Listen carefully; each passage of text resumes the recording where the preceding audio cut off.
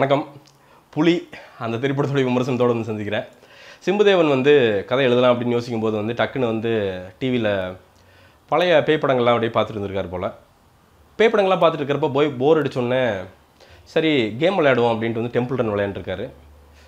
அப்புறம் அது ரெண்டுமே ஒரு மாதிரி ஆனோடனே சரி டக்குன்னு லேப்டாப்பை திறந்து சரி பழைய கார்ட்டூன்ஸ் எல்லாம் பார்ப்போம் அப்படின்னு பார்த்துருக்காரு போல். இதோட அமால்கமேஷன் தான் இந்த படம், அவ்வளோதான். டெம்பிள் ரன் மாதிரி வந்து இந்த விஎஃப்எக்ஸ் சீன்லாம் பார்த்தீங்கன்னா டெம்பிள் ரன் விட்டு விளையாண்டுருக்காரு. விஎஃப்எக்ஸ் வந்து எதுக்கு வருதுன்னே தெரியாத அளவுக்கு விஎஃப்எக்ஸ், சும்மா வாட்டர் ஃபால்ஸுக்கெல்லாம் விஎஃப்எக்ஸ் பண்ணியிருக்காங்க. சின்ன ஒரு பொட்டு பெயிண்ட் மாதிரி ஒழுகும் அதுக்கெல்லாம் விஎஃப்எக்ஸ் பண்ணியிருக்காங்க. எதுக்கு தான் விஎஃப்எக்ஸ் அப்படின்னே தெரில.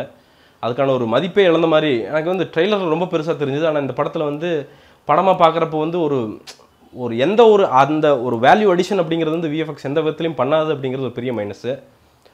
படத்தில் வந்து டைலாக்ஸ் அப்படிங்கிறது ரொம்ப ரொம்ப மட்டமான டைலாக்ஸு. சிரிப்பு வந்து நாமளாக ஃபோர்ஸ் பண்ணி தட்டி புடங்களில் தட்டி வர வச்சா தான் சிரிப்பு வருது. சிரிப்பு எதுக்கு வருதுன்னா ரொம்ப சீரியஸான சீனுக்கு பூரா பயங்கரமாக சிரிப்பு வருது. ஸோ இது மாதிரி எனக்கு என்னவோ இது சீரியஸான படமா இல்லை ஸ்பூஃபா அப்படின்னு வந்து எனக்கு ஒரு டக்குன்னு ஒரு யோசனை வந்துச்சு. ஏன்னா படம் ஃபுல்லாகவே வந்து நம்மளை வந்து உட்கார வச்சு காமெடி பண்ணியிருக்காங்க, அதை தான் பண்ணியிருக்காங்க படத்தில். ஸோ மேபி வந்து அந்த ஒரு பாயிண்ட் ஆஃப் வியூவில் வந்து சிம்புதேவன் வந்து இது வந்து டெலிவரி பண்ணியிருந்தாருன்னா அதுக்கு வந்து வாழ்த்துக்கள் சிம்புதேவன். படத்தில் வந்து ஒரு கரும்புலி வருது. கரும்புலி கூட வந்து விஜய் சண்டை போடுவார். அந்த கரும்புலி எப்படி அதை அடக்குவார்னா மெஸ்ஸி மாதிரி அப்படி தலைகீழாக போயிட்டு, மெஸ்ஸியா ரொனால்டோ தலைகீழாக அப்படி அடிப்பாங்கள்ல கோல், அந்த மாதிரி தலைகீழாக கிக் விடுவார். அதே மாதிரி அது பொமரேனியன் நாய் மாதிரி அதை பிடிச்சிட்டு வந்து விளையாண்டுருப்பார் கரும்புலி. அந்த கரும்புலி வந்து நம்மளை வந்து சும்மா இப்படி அறைய வந்துச்சுனாலே செத்துருவோம். அதை பண்ணிவிட்டு அதுக்கப்புறம் அந்த கரும்புலி வந்து பயந்து ஓடும் போது வந்து நமக்கு நெஞ்சுக்குள்ளே வந்து ஒரு பெரிய பயம் வந்துடுது. ஆஹா, இது வந்து ஃபுல் படம் தாங்குவோமா நாம அப்படிங்கிற லெவலுக்கு வந்து ஒரு பயத்தை வந்து, ஒரு சாவு பயத்தை வந்து நம்மக்கிட்ட உண்டாக்கிறார் சிம்புதேவன். அது வந்து பாராட்டுகள் சிம்புதேவன் அதை அந்த சாவு பயத்தை வந்து உண்டாக்குனதுக்கு. அதே மாதிரி வந்து பழைய கார்ட்டூன்லாம் பார்த்துக்கிட்டு வந்து இந்த பெரிய மனிதர்லாம் பார்த்தீங்கன்னா சின்ன சின்ன மனிதர்கள்லாம் வந்து கட்டி போடுவாங்களே சின்ன சின்ன இதெல்லாம், அதெல்லாம் வச்சுட்டு அந்த குள்ளர் கேரக்டர் அதெல்லாம் வந்து டிசைன் பண்ணியிருக்காரு போல்.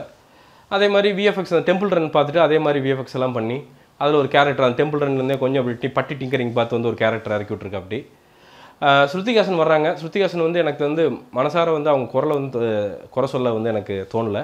ஆனாலும் வந்து அவங்க பேசுனாங்கன்னா வந்து அது எப்படி கேட்கவே முடியல அப்படிங்கிறது தான் உண்மை. நல்ல வேலை வந்து அவங்க நிறைய பேசலை. இந்த வேலை வந்து ஹன்சிகாக்கு அதுவும் கிடையாது. சும்மா வர்றாங்க ஹாய் ஹாய் அப்படிங்கிறாங்க. விஜய் அவார்ட்ஸ் மாதிரி வந்து பறந்து வந்து ஒரு பாட்டுக்கு வந்து டான்ஸ் ஆடிட்டு போயிட்டே இருக்காங்க, அவ்வளோதான் வேலை. ஸ்ரீதேவி வந்து நம்ம பெருசாக பெர்ஃபார்ம் பண்ணுவாங்க அப்படின்னு எதிர்பார்த்தா அவங்களே ஏதோ ஒரு அரமெண்டல் மாதிரி ஒரு கேரக்டர் கொடுத்து கடைசியில் ஒரு வால் சண்டை மட்டும் போடுறாங்களே தவிர வேறு ஒன்றுமே கிடையாது. ஸ்ரீதேவி வந்து சுதீப் வந்து ஏதோ மயக்கிறாராம். அது பார்த்தீங்கன்னா ஒரு மோதிரம் ஒன்று இருக்குது. அந்த மோதிரத்துக்குள்ளே பச்சை கலர் ஏதோ திரவம் வந்துகிட்டே இருக்குது.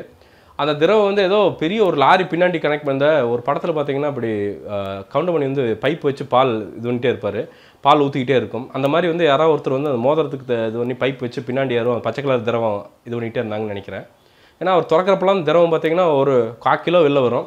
அது போய் வந்து ஸ்ரீதேவி வந்து வசியப்படுத்தும் பார்த்துங்க. இதெல்லாம் தான் லாஜிக்கு. ஃபைட்லாம் பார்த்தீங்கன்னா ஏர்லேயே தான் இருக்கிறாங்க. அந்த ஏரில் இருக்கிறதுக்கு வந்து டக்குன்னு சிம்புதேவன் யோசிச்சிருப்பார், ஓ ஏரில் இருக்கிறதுக்கு யாராவது சொல்லுவாங்களோ அப்படின்ட்டு டக்குன்னு ஒரு ஃபார்முலா கொண்டு வந்துடுறாரு. ஒரு திரவம் இருக்குது, அந்த திரவத்தை கொடுத்தா அசுர சக்தி வருமா, அசுர சக்தி வந்துச்சுன்னா எல்லோரும் வந்து அப்படியே பாஞ்சு போவாங்களாம். ஸோ அதுலேருந்து வந்து எப்படின்னா ஒரு 2 அடி 3 அடி பாஞ்ச விஜய் வந்து பாவம் 10 அடி 40 அடியெல்லாம் வந்து பாய விட்ருக்காங்க. செவரெல்லாம் வந்து ஏதோ உடும்பு மாதிரி ஏற விட்ருக்காங்க.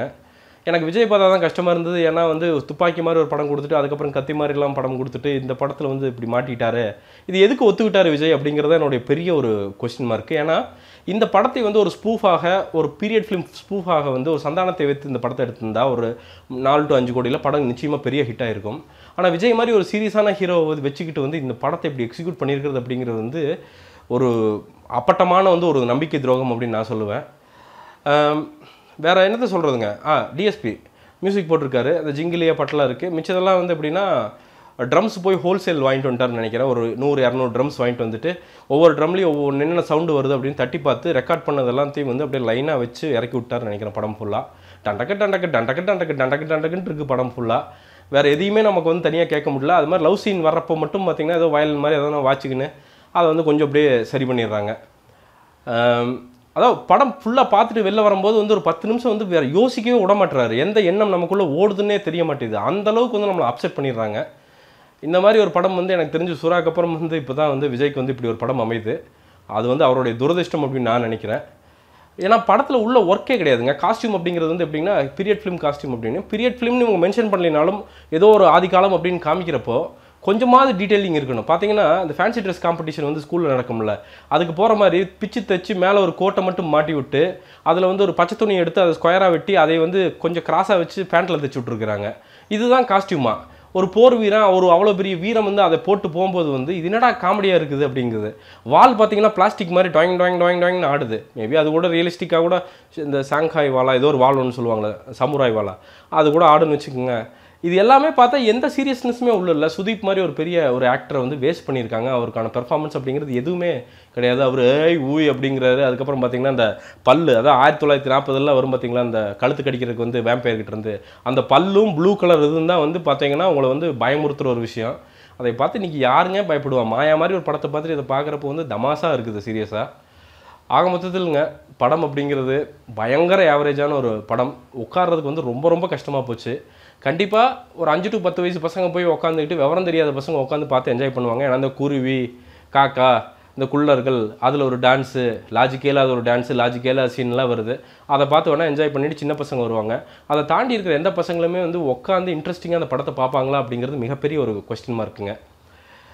விஜய்க்கு வந்து ஒரு மறக்கக்கூடிய ஒரு கெட்ட கனவு இந்த படம், இந்த புலி அப்படிங்கிறது. அதை வந்து சீக்கிரம் மறந்து அவர் வந்து அடுத்த படத்துக்கு போவார் அப்படின்னு நான் நினைக்கிறேன். அதே மாதிரி விஜய்க்கு வந்து மேக்கப் எல்லாம் பண்ணியிருக்காங்க புலி மாதிரியெல்லாம். டான்ஸும் பார்த்தீங்கன்னா புலி மாதிரி இப்படிலாம் வச்சுட்டு நிற்கிறாங்க. ஃபைட்டும் பார்த்தீங்கன்னா 10 பேர் புலி மாதிரி இப்படி வச்சுட்டு நிற்கிறான்.